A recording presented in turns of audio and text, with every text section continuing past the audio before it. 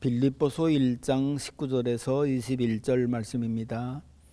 이것이 너희의 간구와 예수 그리스도의 성령의 도우심으로 나를 구원에 이르게 할 줄 아는 거로 나의 간절한 기대와 소망을 따라 아무 일에든지 부끄러워하지 아니하고 지금도 전과 같이 온전히 담대하여 살든지 죽든지 내 몸에서 그리스도가 존귀하게 되게 하려 하나니 이는 내게 사는 것이 그리스도요 죽는 것도 유익함이라. 아멘. 아멘. 새해가 지난 지 벌써 8일이 됐습니다. 그럼에도 불구하고 우리가 새해를 맞이한다는 것은 큰 축복이고 기쁜 일입니다.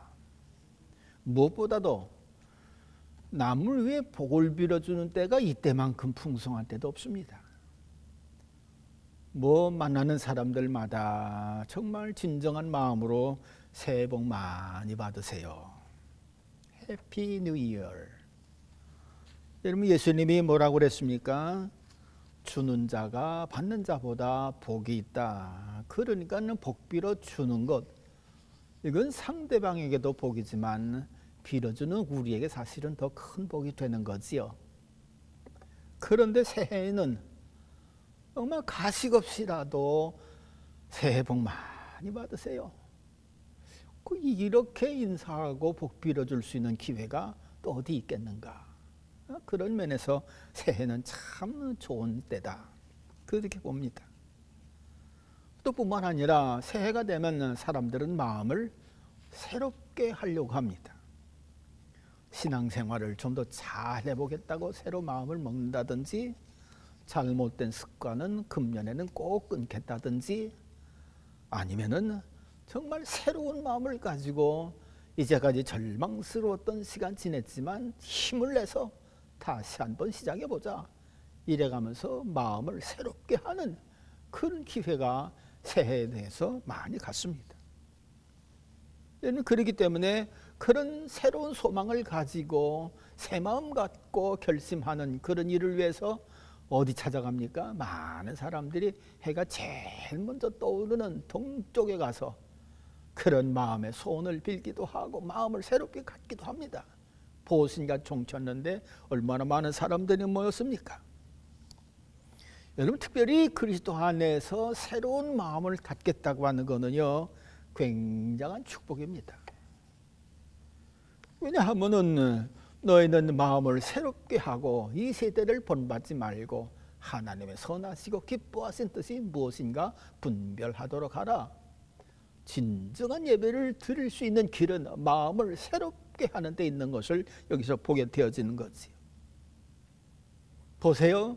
구시대의 그런 옛 문화 속에 젖어든 사람은 정말 마음을 새롭게 해야 예수 믿고 구원받는 거지, 마음 새롭게 하지 아니하면 그냥 구시대 습관대로 흘러갈 겁니다. 그러니 마음을 새롭게 한다고 하는 것은 예수 믿고 구원받을 수 있다고 하는 면에서 얼마나 귀한 일인지 말로 알 수가 없습니다. 물론 작심삼일이라고 하는 말도 있습니다. 그 3일 지나면 끝난다.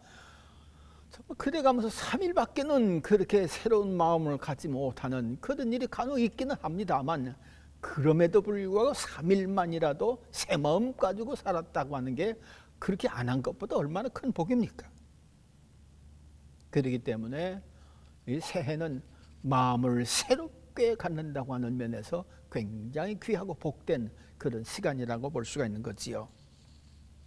저도 원로 목사에 나가면서 다른 목사님보다 아주 가깝게 지내던 그런 목사님이 계셨습니다.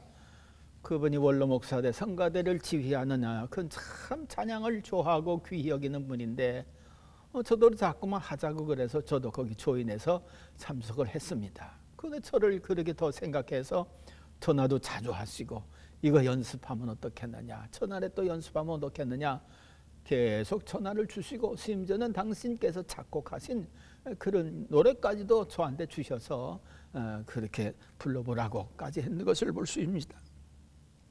그런데 아쉽게도 그만 생각지도 못하게 지난 10월 달에 먼저 세상을 떠나셨습니다. 또 뿐만 아니라 지난 12월 25일에는 미국에서 혈육이라고 할까요? 친지 가운데서는 그래도 제일 윗사람에 해당하는 사촌 형님, 이분이 갑자기 또 그렇게 세상을 떠나셨습니다.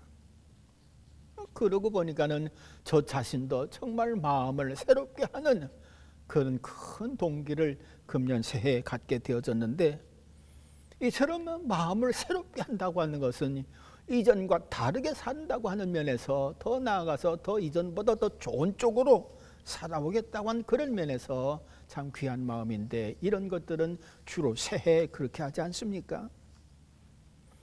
이런 본문에서 사도 바울 역시 마찬가지입니다. 자신이 간절히 이루고자 하는 소망과 기대가 있는 것을 보게 되어집니다. 여러분, 새해 되면은 여러분들도 소망을 갖지 않습니까? 뭔가를 기대하고 있지 않습니까? 근데 사도 바울이 기대하고 소망하는 것, 이게 뭘까? 우리 그리스도인들이 사도 바울처럼 우리도 기대하고 소망한다면 우리의 장래가 하나님 앞에서 기뻐한 바 되어지고 신앙생활에 복된 삶이 되지 않겠는가 생각을 해서 이 본문 말씀을 통해서 기대와 소망, 그런 제목으로 함께 은혜를 나누고자 하는 것입니다. 이 사도 바울은 지금 감옥에 있습니다. 여러분, 감옥에 있으면서 저거 바라는 기대와 소망은 뭘까요? 빨리 감옥에 나가서 내가 하고 싶은 일 하고, 아마 그런 것 아니겠는가. 마치 병원에 입원해 있는 사람들의 간절한 기대와 소망은 빨리 병이 나가서 내가 원하는 대로 마음껏 움직이고 하고자 하는 일 하는 것 아니겠는가. 그런 식으로 감옥에 있는 사람들의 기대와 소망이라고 한다 할 것 같으면 자유하게 되기를 원하는 것이고 원하는 일을 하기를 원하는 것이고, 아마 그래서 하나님 좀 빨리 나가게 해주세요, 그런 기도를 하지 않겠나, 그런 생각이 들어갑니다. 근데 이 빌립보 감옥에 있는 이 바울에게는 그런 게 보이지가 않습니다. 나 빨리 나가서 복음 전하게 해주세요, 그런 간절한 마음이 있는 것 물론 속에는 있어서 그렇겠습니다만 표현된 게 없습니다.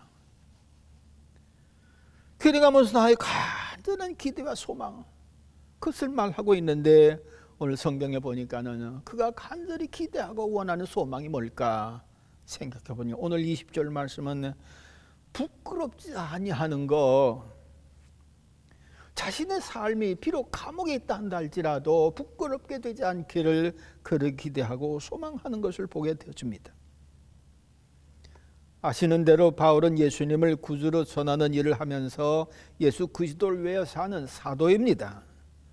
그가 무슨 도둑질을 했거나 사람을 죽이거나 시기를 치거나 하는 세상 사람들이 당하는 그런 부끄러움 때문에 내 기대와 소망이 부끄럽지 않은 것이다, 그런 것은 아닙니다. 복음을 전하다가 이렇게 감옥에 들어간 것입니다. 세상 사람들이 볼 때는 부끄러운 일이라고 볼 수가 있겠지만 본인 자신에게는 전혀 그런 것이 없습니다. 아마 어쩌면 그가 생계 유지 때문에 천막 짓는 일을 했는데, 천막 짓는 일을 하다가 혹시 좀 남을 잠깐 속였다든지 아니면 이윤을 더 크게 먹었다든지 혹시 그런 일이 있을 수는 있을까? 그런데 사도 바울로서는 전혀 그렇지 않았을 것입니다. 그는 분명 부끄러운 일을 하지 않았을 것입니다. 그럼에도 불구하고 감옥에서 그가 원하고 기대하는 것은 부끄럽지 아니하게 되어지는 것, 그것을 기대하고 소망을 하는 것을 봅니다. 여러분, 사람들이 주로 부끄러운 일을 당할 때 여러 가지 이유가 있겠지요.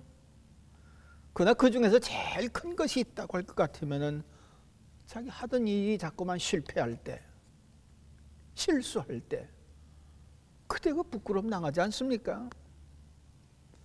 주변 사람들 그런 거 씁니다. 에이, 실력도 없는 주제에 뭘 그걸 한다고, 능력도 없는데 뭘 잘난 척 한다고 그거 하다가 그거 참 좋다, 아마 이렇게 생각하는 사람들 많을 것입니다. 여러분, 그런 어떻습니까? 실수 안 하고 살아가는 사람 한 사람도 없을 것입니다. 오히려 실수한 것 때문에 더 부끄러움을 느낀 다음에 그것을 회복하고자 열심히 노력해서 더 자랑스러운 그런 자리에 나가는 사람들도 있습니다. 누군가 이런 자신이 잘못된 것 때문에 실수를 당하면은 참 부끄럽습니다. 저도 군대에서 훈련 받는데 분대장으로다가 그대 선정이 돼가지고서 분대들 지휘하면서 공격하는 돌격하는 그런 훈련을 받게 되었습니다. 아군 주위에 커다란 돌멩이가 하나씩 이렇게 있고, 그래서 오른쪽에서 적진을 향해서 총을 쏩니다. 그러다가 돌격 앞으로 하면은 몸을 이렇게 굴려가지고서 왼쪽으로 와가 이쪽으로 툭 튀어나갑니다. 그러면은 저 상대방에서는 이쪽에서 총 쏘니까 이쪽을 보고 있었는데 갑자기 이쪽에서 1, 2총을 쏘니까 혼돈되는 거지요. 근데 저는요, 여기서 이쪽에서 총을 쏘다가 돌격 앞으로 명령을 해놓고 그냥 뛰어나갔습니다. 이랬더니만은 당장 훈련 중지시키고 저를 부르더니만 얼마나 망신을 준지. 야, 이 그러면 네가 위치가 노출돼 가지고 당장 죽는 줄 몰라. 그래가면서 얼마나 개머리 판도다 그냥 별들 다 때리는데, 그때만큼 망신스러웠던 것은 정말 없던 것이 봅니다. 여러분, 그렇습니다. 실수는 이처럼 우리를 망신당하고 부끄럽게 만드는 그런 일을 하는 것을 볼 수가 있는 것이지요. 그러나 이런 실수를 면하는 것도 중요하지만 정말로 더 중요한 것은 하나님 앞에서 부끄러움을 당하지 않는 일입니다. 우리 구원받은 그리스도인들은 하나같이 자기 능력으로 구원받은 사람이 아닙니다. 오직 하나님의 은혜로 구원받은 사람들입니다. 예수께서 죄 없으심에도 불구하고 우리들의 죄를 위하여 십자가의 희생제물이 되어서 돌아가시고, 그 은혜로 인해서 하나님께서 그를 믿는 자를 구원해 주시는 전적인 하나님의 은혜와 예수님의 희생, 이로 인해서 믿어서 구원받은 것이 우리 그리스도인들 아닙니까? 그렇기 때문에 구원받은 하나님의 사랑과 예수님의 은총을 우리가 생각한다면 하나님 앞에서 실수하는 일은 없어야만 되지 않겠는가, 그런 생각을 깊이 했습니다. 더군다나 예수님은 모든 죄인들을 불러서 하나님의 자녀로 구원받은 백성으로 만들려고 할 때에 차별을 두고 부르셨습니까? 저 사람은 고위직이니까 저 사람 먼저 구원해야 되겠다. 저 사람은 부자니까 저 사람 먼저 불러서 구원해야 되겠다. 이래가면서 차별해가지고서 부르시고 구원해 주셨던가요? 그렇지 않거든요. 사도행전 15장 8절 9절에 보면은 또 마음을 아시는 하나님이 우리에게와 같이 그들에게도 성령을 주어 증언함으로 믿음으로 그들의 마음을 깨끗이 하사 그들이나 우리나 차별하지 아니하였느니라. 사도 바울을 부르실 때나 베드로를 부르실 때나 다른 사람들을 부르실 때나 결단코 차별 없이 다 부르셨다는 것입니다. 그러므로 예수를 믿어 구원받은 성도들은 예수님을 믿고 하나님의 자녀로 사는 일을 부끄러워할 것이 아닙니다. 도리어 당당하고 담대하게 믿어야 할 것입니다. 그러기 위해서는 우리가 땅을 보며 살 것이 아니라 위에 계신 주님, 우리 위에 엄청난 희생제물 내셔서 죽으셨다 부활하시고 하나님의 보좌 우편에 앉아 계신 주님, 그 주님을 늘 바라보는 일에 실패하지 말아야 될 것입니다. 우리의 영적 시선이 주님께 고정되어 있을 때 우리는 실패하는 것이 아니라 도리어 더 하나님께 영광을 돌리는 그런 삶을 살리라 생각합니다. 둘째로 부끄러움 당할 때 보면은 별것 없습니다. 다 아시는 대로 죄지면 부끄러움 당하지요. 여러분, 죄지고 잡혀가는 사람들 모습 보세요. 하나같이 다 부끄러워가지고 자기 얼굴을 다 가리면서 그렇게 끌려가지 않습니까? 죄 지으면 반드시 부끄러움을 당하게 되어 있습니다. 그런데 살면서 부끄러움을 당하는 이런 것들 깊이 한번 살펴볼 것 같으면은 말씀드린 대로 속에 죄가 있었던 것을 봅니다. 내 판단, 내 기준, 이것 때문에 하나님의 말씀을 외면하고 이것 때문에 우리 주 예수 그리스도께서 나의 주 되심을 망각하고 이것 때문에 그저 나만이 옳다고 생각한 이것 때문에 때로는 이걸로 인해서 법률을 어기고 율법을 어기고 그래서 생각지 않은 부끄러움을 당하는 경우가 있는 것을 봅니다. 그러나 더 큰 부끄러움은 뭡니까? 이런 부끄러움을 이 땅에서 해결하지 못한 채 하나님의 나라에 가서 하나님 앞에 섰을 때 그때 당하는 부끄러움은 정말 피할 길이 없는 거지요.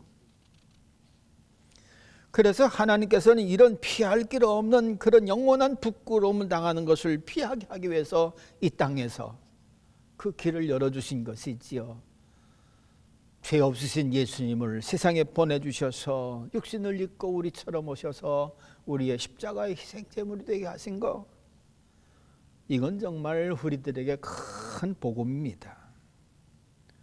또 뿐만 아니라 공생에 사시면서 내가 하나님의 아들이다, 하늘로부터 오셨다, 이걸 또 증거하시려고 기적과 표적을 얼마나 많이 또 행하셨습니까? 문둥병자 고쳐가면서 내가 하나님의 능력으로 고치는 것을 깨달아 알게 하시고요, 죽은 자도 살리심으로 생명의 주인인 것을 알게 하시고요, 오병이어 기적 그거 다 일으키시면서 내가 생명의 떡이다, 그러므로 나를 믿고 영접하는 사람들이 살고 영원한 하나님의 나라에서 부끄러움 당하지 않는다, 기적과 표적으로다가 보여주셨고요, 하늘나라 말씀으로 가르쳐 주셨고요, 심지어는 부활승천하시면서 성령을 보내시기까지 나를 믿어라, 그러면 너희들이 하나님의 자녀로 영원히 부끄러움 당하지 않는다, 그것을 얼마나 많이 가르쳐 주시고 보여주셨는지요. 또 세 번째로 보면은 억울하게 또 부끄러움 당하는 그런 일도 있습니다. 죄 없는 사람이 감옥에 들어갔다 하면 보는 사람들의 시선은 거의 모두가 죄인을 보듯이 그를 보고 자기에 관련된 사람이라면 또 부끄러워합니다. 그런데 가장 중요한 문제는 말씀드린 것처럼 궁극적으로 최후로 누구 앞에 서느냐, 이것이 제일 문제입니다. 감옥에 갇혀 있어도 예수님을 주로 믿고 장차 하나님 앞에 서는 사람은 부끄러움 없이 담대하게 하나님 앞에 설 수 있을 것입니다. 세상에서도 범죄하지 아니하면 누구에게도 담대할 수 있습니다. 차를 운행할 때 제한 속도 안에서만 운전하면은 100명의 경찰을 만난다 할지라도 전혀 부끄러운 일 안 당할 것입니다. 세금 올바로 낸다고 할 것 같으면 부끄러움 전혀 당하지 아니할 것입니다. 남 속이거나 욕심 없이 거짓 없이 정직하게 살아간다면, 컴퓨터 해킹하지 않고 신실한 믿음으로 살아간다면, 혹 가난하게 산다 할지라도 하나님 앞에 부끄러움 당하는 일은 없을 것입니다. 사도 바울 그렇게 사기를 치거나 거짓을 행하거나 무슨 죄가 있어서 감옥에 갇힌 것이 아닙니다. 어떤 면에서는 정말로 억울하게 죄 없이 그렇게 부끄러움 당한다 생각되어지는 감옥에 갇힌 것을 보게 되어지지요. 여러분, 그럼에도 불구하고 사도 바울은 그 속에서 전혀 부끄러워하지 않았습니다. 오히려 자기가 받는 이 고난, 하나님이 고난에 동참해서 예수 그리스도의 남은 고난을 자기가 또한 거기에 동참한다, 그런 생각을 갖고 있습니다. 그래서 도리어 기뻐하고 있습니다. 아니, 고난 당하면서 기뻐하는 사람이 없을 것입니다. 그렇지만 이 고난을 허락하신 예수 그리스도, 이 땅에서 그분이 당하신 고난에 나도 동참한 거다 생각해서 그 고난을 당하는, 참 이런 사도 바울, 오히려 이는 그런 고난을 당하면서 감옥 밖에 있는 사람을 향해서 기뻐하라, 즐거워하라, 감사하라, 이렇게까지 말할 정도입니다. 아마 기뻐하다고 하면은 감옥 밖에 있는 사람이 감옥 안에 있는 사람을 향해서 조금만 참어, 조금 지나면은 나올 거야 하면서 그저 기뻐해, 그것 생각하면서 이렇게 말할 수는 있을 것입니다만, 감옥에 있는 사람이 어떻게 밖에 있는 사람을 향해서 기뻐하라 그렇게 할 수가 있겠어요?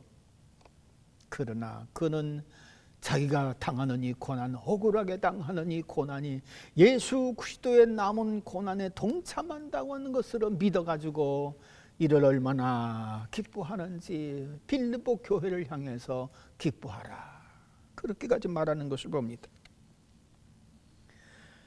이러므로 새해에는 하나님 앞에서 지난날의 모든 죄를 구하고 용서받는다면 우리는 부끄러움이 없는 사람이 될 뿐만 아니라 담대한 믿음으로 살아가는 그런 자리에 또한 들어가게 되는 줄로 믿습니다. 둘째로 바울은 자기로 인해서 그리스도께 존귀하게 드러나기를 소망합니다. 20절 중반에 지금도 전과 같이 온전히 담대하여 살든지 죽든지 내 몸에서 그리스도가 존귀하게 되게 하려 함이라. 오늘날 모든 사람들은 뭔가를 선전하면서 살아갑니다. 특별히 자동차를 타고 다니면 자동차 회사를 다 선전하고 다닙니다. 뭐 포드다, 뭐 또 기아차다, 무슨 뭐 BMW다, 그래가면서 자동차 생산하는 그 회사를 선전하면서 차를 운행하면서 그렇게 다닙니다. 그런데 자기는 그렇게 자기도 모르게 차를 선전하면서 다니지만은 이걸 보는 사람들은 어떻게 봅니까? 때로는 저 차 참 좋다, 나도 저 차를 한번 좀 타고 싶다, 그런 마음 갖고 보는 사람도 있고요. 아이, 저 차는 형편없어, 껌딱지야, 뭐 그래가면서 별 볼 일 없는 차로 보는 그런 사람들도 있고요. 여튼 당신 자신은 운전하면서 내가 제일 좋은 것이라 생각하고 운전하는데 보는 사람들은 전혀 천차만별로 그렇게 보고 있습니다. 여러분, 이처럼 우리 크리스천들은 나는 다 똑바로 예수 믿는다고 생각을 할 것입니다. 나는 다 예수 잘 믿는다고 생각할 것입니다. 그렇지만 이 예수 믿는 사람들을 보는 사람들은 그렇게 보지 않습니다. 아유, 저러고도 뭐 예수를 믿는가, 아유, 저런 사람이 예수 믿는다면 난 예수 안 믿겠다, 뭐 이런 사람들도 있고요. 저 사람 정말 귀한 사람이다, 나도 저 사람처럼 예수 믿었으면 좋겠다, 그런 사람들도 있습니다. 그런데 사도 바울은 그렇습니다. 자기가 예수 그리스도의 향기, 예수 그리스도의 편지라고 생각하기 때문에 나를 통해서 예수 그리스도가 존귀하게 드러나는 것, 그것을 지금 소망하고 있는 것입니다. 어느 정도까지 소망을 하고 있냐면 살든지 죽든지 자기 몸에서 그리스도가 존귀하게 드러나기를 원한다. 살든지라고 하는 말은 호흡이 있을 때를 말할 것입니다. 그러나 호흡이 있어도 죽은 자처럼 된 사람이 살아나는 거, 참 얼마나 귀한 일입니까? 살든지라고 하는 이야기는 정말 지금 하고 있는 자기들의 모든 일이 잘 돼서 활발하게 움직이고 부족함이 없이 움직여가는, 활동하는 그런 시기를 얘기할 것입니다. 여러분, 그런데 보세요. 정말 자기가 원하는 대로 일이 잘 돌아가고 풍성해지고 정말 살만하다 생각될 때 사람들은 어떻습니까? 일반적으로 보면은 그런 사람들은 참 내 기회를 잘 만났다, 운이 좋다, 아니면 내가 참 잘했지라고 해가면서 자기 자랑하는 그런 쪽으로 일 처리하는 사람들 많이 봅니다. 그렇지만 살든지, 이거 살든지 하는 그 생명의 주인은 하나님이십니다. 하나님께서 그 생명을 부여해 주셨기 때문에, 하나님께서 무너진 것 일으켜 주셨기 때문에, 하나님께서 그를 위하여 실패한 것도 다시 넉넉하게 회복할 수 있는 은혜를 베풀어 주셨기 때문에 일어나고 산 자처럼 그렇게 살아가는 것이지, 내 재주 내 몸이 전체적으로 그것을 다 운행한 것은 아니더라, 그런 말씀입니다. 그러니까 사도 바울은 살든지, 물론 호흡이 있을 때를 이야기할 것입니다. 호흡이 있을 때 하나님을 존귀하게 나타나는 그런 존재가 되기를 원하고, 실패했다가 낙심했다가 절망했다가 일어나서 더 새롭게 살아가는 그런 때가 된다 한다 할지라도 여기서 예수 그리스도로 인해서 내가 이렇게 일어났고 내가 다시 활동하게 되어졌고 이렇게 되어져 그리스도가 나를 통해 존귀하게 드러나는 거, 그걸 그렇게 기대하고 있는 것입니다. 여러분, 죽는 것은 또 이 죽을 때도 그런다는 것입니다. 여러분, 죽는다고 하는 게 뭡니까? 호흡 끊어지면 죽는 겁니다. 그 상태를 얘기하는 거지요. 그러나 일단 죽으면 누가 뭐라고 해도 그거 듣습니까? 안 듣습니다. 못 듣습니다. 그런데 죽는다 할지라도 어떻게 하나님을 존귀케? 여기서는 두 가지로 해석을 할 수가 있겠습니다. 너무나도 생애 잘 지냈기 때문에 그 죽은 과거를 바라보고 저 사람 역시 그렇게 살다가 갔구나 해가면서 존귀케 할 수도 있을 것입니다. 그렇지만 죽을 뻔했는데 살아나는 경우가 얼마나 많습니까? 여러분, 축구 선수가 이번에 월드컵 벤치에만 앉아 있는 사람들도 많이 있습니다. 여러분, 이미 공찰 실력 다 있고 세계 선수권 나갈 수 있을 정도로 실력이 있습니다. 그럼에도 불구하고 경기 한 번도 못 됐다고 할 것 같으면 이 사람은 죽은 자나 마찬가지입니다. 감독이 불러주지 않고 경기에 나가지 않았는데 어쩌다가 한 번 나갔습니다. 그랬더니만 이 사람이 이야, 골을 넣을 줄이야 누가 알았어요? 그건 죽었다가 산 거지요. 그런데 이렇게 죽은 자는 그렇게 불러주지 않고 사용되지 않는다고 할 것 같으면 죽은 자나 다름이 없는 거지요. 여러분, 그런 사람이 감독을 높일 수가 있겠어요? 그런 사람이 무슨 연습을 더해서 다음 기회를 틀림없이 남아져 볼 수가 있겠다, 그렇게 할 수가 있겠어요? 불러주지 아니하면 그 사람은 그냥 그대로 죽은 자나 마찬가지입니다. 뛰지를 못하니까는요. 유명 배우도요, 감독이 불러주지 않고 기획사에서 불러주지 아니하면 죽은 자나 마찬가지지요. 그런 형편에서 무슨 더 연습을 하고 무슨 표정 관리를 하고 어떻게 할 수가 있겠어요? 그냥 죽은 자와 같은 경우에는 정말 누구를 존귀하게 한다고 하는 게 쉽지가 않습니다. 근데 사도 바울은 죽든지 죽는 지경에 이르렀다 한다 할지라도 그리스도를 존귀케 드러내기를 원한다. 얼마나 예수 그리스도를 존귀하게 여겼으면은 그런 지경에서도 예수 그리스도의 존귀함이 자기를 통해서 드러나기를 원할까? 놀라운 소망이라고 볼 수가 있을 것입니다.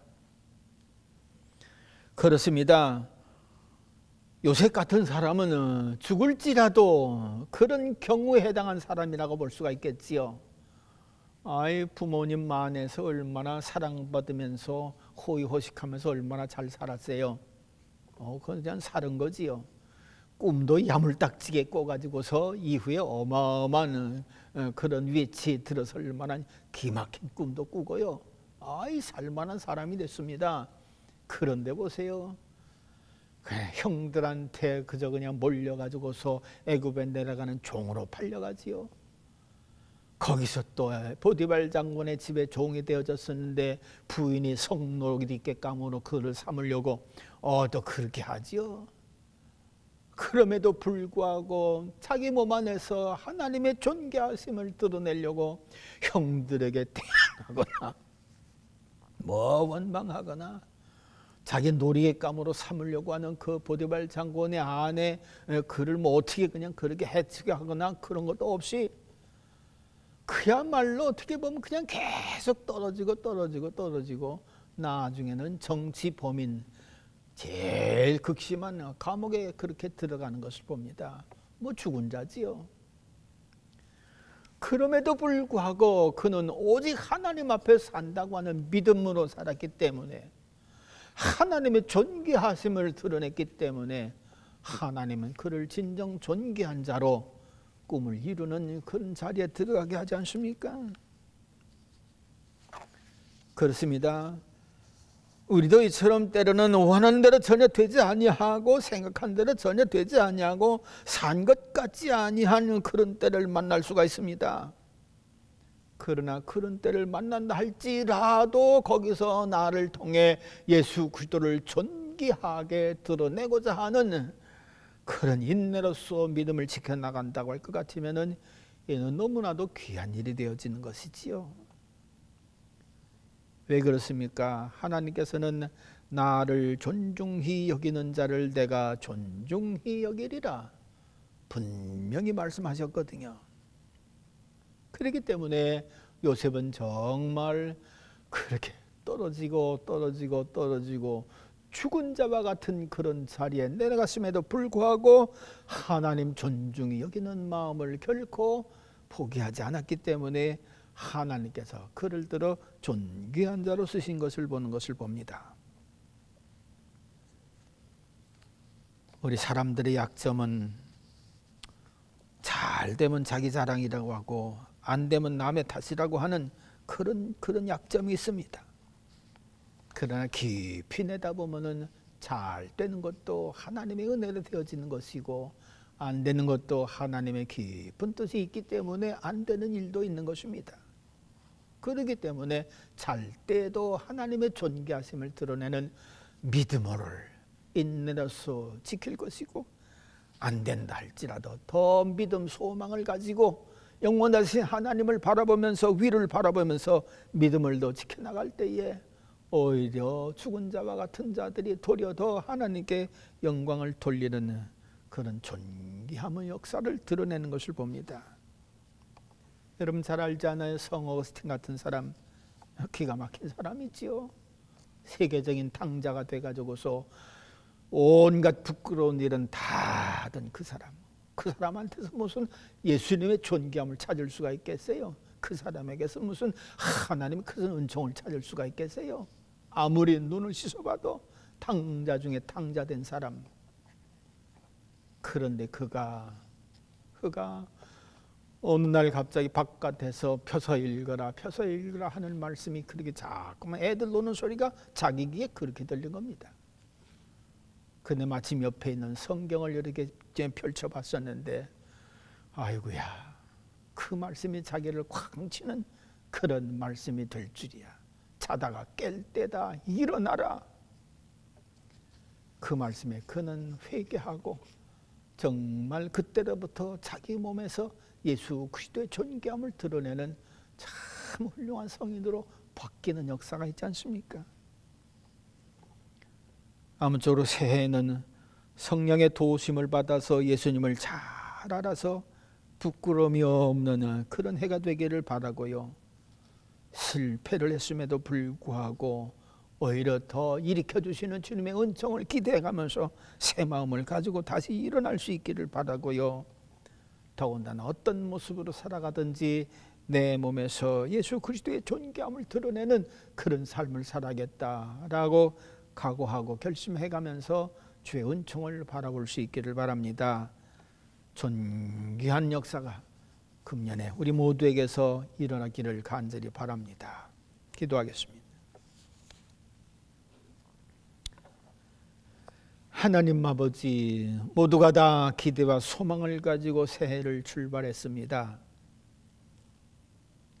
금년에는 특별히 부끄러움을 당치 아니하며 하나님의 존귀하심을 드러내는 삶을 살아갈 수 있기를 원합니다. 성령님 도와주시고 은혜 베풀어 주셔서 주의 이름을 위하여 존귀한 자로 주의 영광을 돌리며 실패했음에도 불구하고 일어나서 다시 또 주의 존귀하심을 드러내는 그런 놀라운 역사가 있어지도록 축복해 주시옵소서. 예수님 이름으로 기도하옵나이다. 아멘.